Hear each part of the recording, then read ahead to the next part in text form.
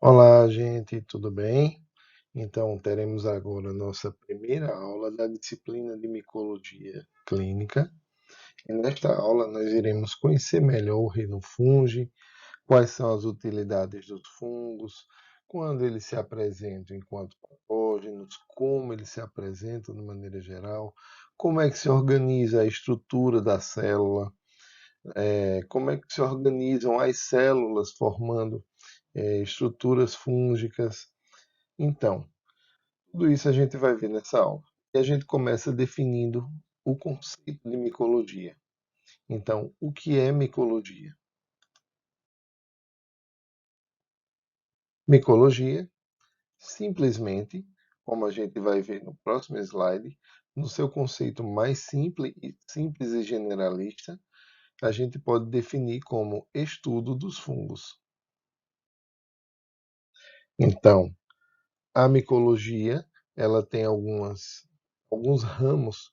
Dentre eles tem um ramo que é muito estudado por nós biomédicos, que é o ramo da micologia médica. Então, o que é micologia médica? É o estudo dos fungos que envolve a área de saúde, que envolve as espécies patogênicas e que envolve também espécies que estão envolvidas na produção de fármacos.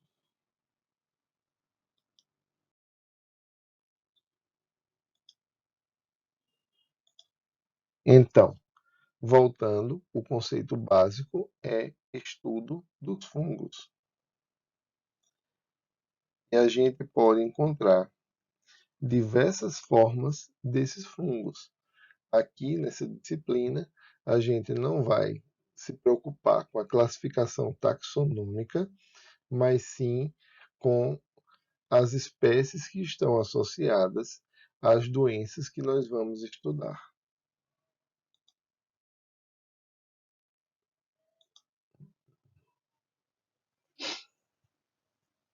Vamos falar um pouco então como é que a célula fúngica se comporta diante das demais células já conhecidas por nós. Então, os fungos são seres eucariontes, ou seja, possuem carioteca em sua célula. Em sua maioria, são multicelulares, mas também é possível encontrarmos fungos formados por uma só célula. São heterotróficos, ou seja, não possuem a capacidade de produzirem seu próprio alimento e alimentam-se por absorção ou fagocitose, podendo ser classificados em saprófitos, parasitos e simbiontes. Quando é que eles são saprófitos? Quando eles são predominantemente encontrados em matéria orgânica em decomposição. E eles aproveitam essa matéria orgânica em deposição para degradarem seu alimento e absorverem o alimento. Enquanto parasitas, eles são encontrados causando patogenia numa célula de uma planta, de um animal, enfim, causando patogenia a outro ser para poder se alimentar a partir dessa patogenicidade. E simbiontes, quando ele auxilia um outro microorganismo ou um outro ser, de maneira geral, e dessa maneira ocorre um favorecimento mútuo. Um exemplo de simbiose bem comum é a digestão de alguns peptídeos que ocorrem no nosso intestino, onde nós proporcionamos o alimento para os fungos que estão no nosso intestino, e no nosso intestino, ao digerir esses peptídeos, eles vão favorecer a nossa absorção daquelas proteínas, utilizando suas enzimas produzidas pelo fungo, e ao mesmo tempo eles estão sendo favorecidos por estarem recebendo o alimento ali para ser digerido. Então é mais um exemplo clássico da simbiose entre o ser humano e os fungos. Por sua vez, aqui as leveduras.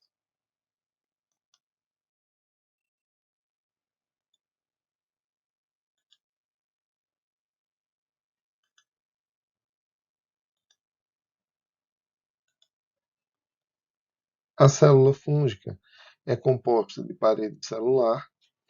Esta parede celular, ela confere à célula fúngica uma maior rigidez, uma maior resistência à passagem de substâncias, como, por exemplo, os medicamentos. Isso dificulta a escolha de medicamentos antifúngicos. É composta por membrana plasmática, como todas as outras células eucariontes, por vacúolos, retículo endoplasmático, aparelho de Golgi, mitocôndrias, envoltório nuclear, a carioteca, o núcleo, cromossomos e um componente que se diferencia das demais células, que são os septos e os poros septais. Nós vamos estudá-los mais à frente, mas desde já vocês entendam que esses septos são estruturas que separam uma célula da outra, mas é uma separação com presença de canais, onde há comunicação entre uma célula e outra, e esses septos normalmente são compostos por quitina. Os poros estão nas paredes desses septos e facilitam a comunicação entre uma célula e outra. Então, aqui a gente consegue visualizar uma estrutura fúngica de uma célula fúngica bem semelhante a qualquer outra célula eucarionte.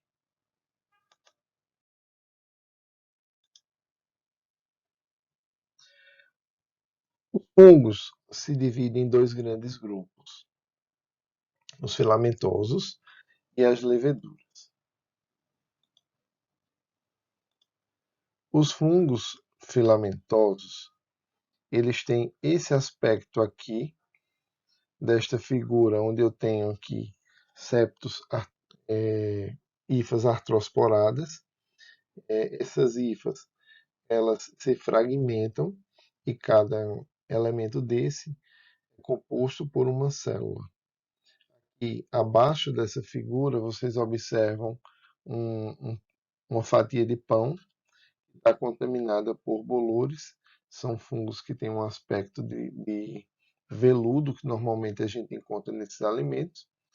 Já as leveduras têm um aspecto mucoso, uma placa de pele com algumas leveduras, e a morfologia que a gente evidencia esses micro-organismos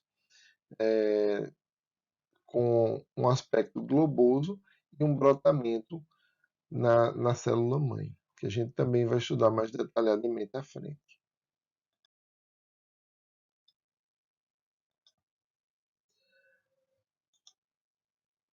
Dentre as características dos fungos, uma característica bem marcante e muito encontrada em espécies com maior poder de patogenicidade, a gente chama a atenção aqui dos fungos dimórficos. Então, o dimorfismo é a capacidade que algumas espécies de fungos têm na presença de níveis diferenciados de CO2 em alguns pHs específicos e a temperaturas também específicas. O fungo tem a capacidade de reverter da forma de levedura para a forma filamentosa. Aqui a gente pode evidenciar uma forma filamentosa, que normalmente é encontrada, né, em algum dos sistemas do nosso organismo, ou seja, dentro do organismo, e aqui, normalmente na natureza, a forma filamentosa desse mesmo fungo. Aqui em tela nós temos o histoplasma capsulato, com uma levedura de brotamento simples, nesta imagem, e aqui o fungo na natureza, na forma filamentosa.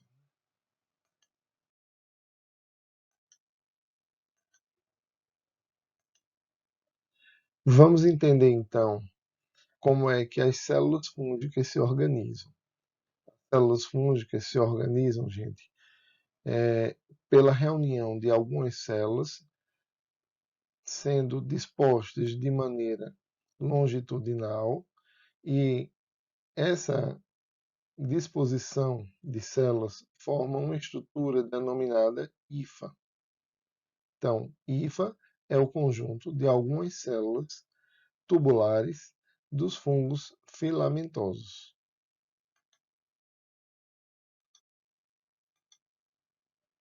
Como é que nós chamamos o conjunto de várias hifas, como um emaranhado desse aqui. Nós damos ao nome desse emaranhado de micélio.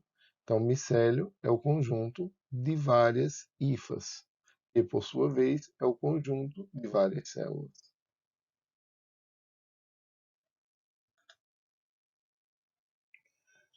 As hifas podem ser divididas em compartimentos celulares através de septos, como eu já havia falado. Septos podem ser parciais, completos ou perfurados.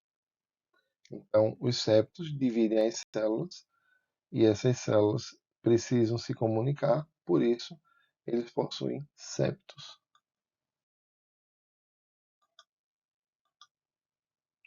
Então, nós temos dois tipos de hifas: as hifas não septadas e as hifas septadas. Nas hifas não septadas, não significa que não haja separação entre uma célula e outra, mas ela é mais difícil de distinguir uma célula e outra pelo fato da ausência do septo. Então, essas hifas não septadas são chamadas de hifas cenocíticas. E as hifas que apresentam septos ou não cenocíticas são encontradas na maioria dos fungos filamentosos e apresentam essa delimitação de quitina entre uma célula e outra, favorecendo a organização celular e facilitando a visualização das células dentro da hifa. Aqui um exemplo de células de hifas cenocíticas, desculpem, de hifas cenocíticas, e aqui um exemplo de hifas septadas.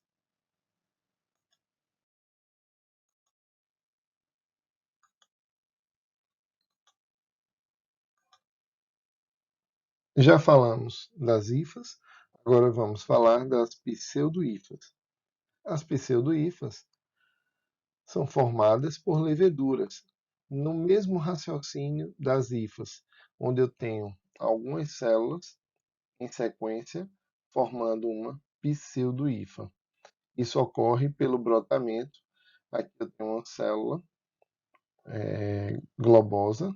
Essa célula multiplica seu material genético e delimita esse material à margem da célula.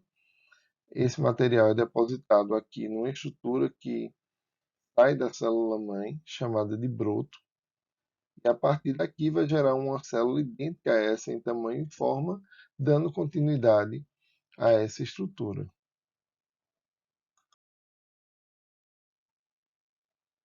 Agora que já falamos bastante sobre a composição e organização das células fúngicas, é interessante a gente entender como isso ocorre na natureza. Na natureza, eu posso observar que numa fruta como essa, quando a fruta está com alguma colônia fúngica, a colônia fúngica ela vai muito mais além do que a própria superfície. Ela normalmente está penetrando aqui na polpa da fruta de maneira a se estender muito mais no interior do que o que está aparecendo aqui na superfície. Então, através desse conceito da colônia que nós falamos aqui na fruta, a gente vai entender agora um pouquinho sobre micélio vegetativo e micélio aéreo. Então, micélio vegetativo é aquele que está abaixo da superfície em que o fungo está depositado. Normalmente, esse micélio proporciona sustentação e absorção de nutrientes ao fungo. Já o micélio aéreo, que é aquele micélio que está aparecendo fora da estrutura que está comportando o fungo, seja ela o meio de cultura, a fruta, a superfície da pele, ou o que seja, normalmente esse micélio aéreo confere a absorção de oxigênio e também a produção das estruturas fúngicas. Então, é a partir desse micélio aéreo que surgem as estruturas encarregadas da reprodução do fungo. Após termos estudado já bastante a organização das células fúngicas, das estruturas fúngicas, do micélio vegetativo, do micélio aéreo, eu preciso que vocês preparem um glossáriozinho aqui para mim com as seguintes palavras. Coloquem para mim no arquivo que vai ser depositado na atividade logo em seguida as seguintes palavras: micélio, hifa, conídeo, aleureoconídeo, artrosporo, apressório, aceptado, conidióforo, blastoconídeo, blastosporo, macroconídeo, microconídeo e clamidosporo. Então, essas palavras têm um significado. Vocês pesquisem na literatura, podem encontrar lá no nosso plano de disciplina e vocês vão encontrar nos glossários dos livros que foram indicados, principalmente no Tratado de Micologia Médica de Carlos Lacaz. E agora vamos entender algumas curiosidades sobre os fungos e as suas capacidades dentro da nossa sociedade. Um exemplo bem clássico foi que Alexander Fleming, em 1928, descobriu que através dos fungos seria possível a produção de antibióticos. Isso se deu numa história que é bastante ilustrada, onde um pesquisador, o próprio Alexander Fleming, saía de férias e deixava um estagiário no seu laboratório para descartar essas culturas que já haviam sido liberadas, culturas bacterianas. E aquele apoiador dele esqueceu de descartar as culturas. Quando ele volta de férias, ele encontra culturas bacterianas tomadas por várias colônias fúngicas e observa que há um distanciamento das bactérias onde surgiram algumas colônias fúngicas. Colônias essas de penicillium. E a partir daí, ele pesquisou, observou, pesquisou e começou a entender que o penicillium era capaz de produzir uma substância que inibia, e não só inibia, mas eliminava, quando utilizada de maneira purificada, essa substância chamada de penicilina. Foi o primeiro e desbravador antibiótico que revolucionou a saúde. Além desse exemplo de Alexander Fleming, a gente pode evidenciar a presença hoje, inclusive tão evidenciada durante a nossa pandemia da Covid-19, do álcool. O álcool é produzido pelas leveduras na indústria e ele é utilizado na indústria automotiva, ele é utilizado em bebidas alcoólicas como o vinho, através da fermentação do mosto da uva, através da fermentação do caldo da cana-de-açúcar, na produção da cachaça, também é utilizada na produção de cervejas e nos processos de asepsia, onde também a gente usa hoje bastante na limpeza de superfícies e também do nosso próprio corpo contra infecções virais.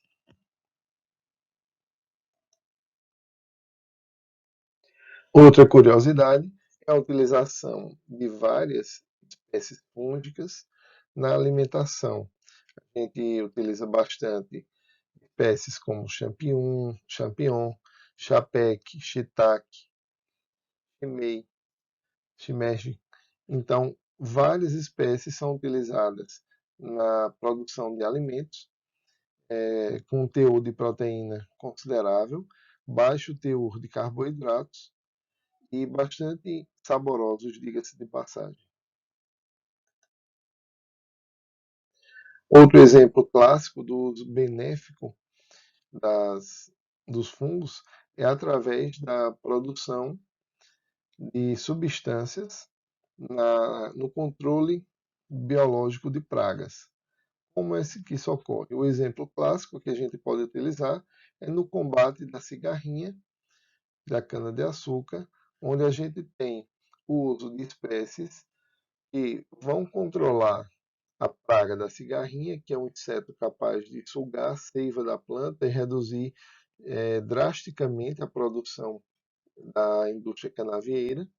Então, esse fungo tem a capacidade de causar patogenia nesses insetos, no entanto, eles não são patógenos a seres humanos e, através do uso desses antibióticos na indústria, na, na, na plantação da cana-de-açúcar, você consegue eliminar grande parte desses insetos sem eliminar totalmente, o que mantém um controle biológico, um equilíbrio biológico ali na natureza, ao contrário de inseticidas que eliminam totalmente e quebram totalmente o equilíbrio biológico. Aqui a gente destaca algumas espécies que são utilizadas no controle biológico por fungos, dentre elas a Beauveria bassiniana, o Metarrhizium anisople, que já é bastante utilizado, ambos são bastante utilizados no controle biológico por fungos e com eficácia bem considerável. Então, com isso, a gente encerra a nossa primeira aula de micologia. Para que vocês fixem esse conteúdo, em breve resolverão algumas atividades que serão dispostas aqui na nossa página do Moodle. Um grande abraço.